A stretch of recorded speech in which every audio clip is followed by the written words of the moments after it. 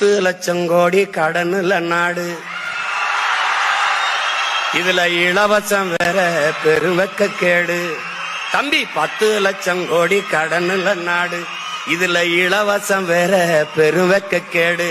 பாக்க சகிக்கல சனம்படும் பாடு, இத வளர்ச்சின்னு வாய்கிளிய போடுறான் போடு. என்னம்மா தேவி சக்கம்மா, நாடு நாசமா போகுதே நியாயம்மா. 10 லட்சம்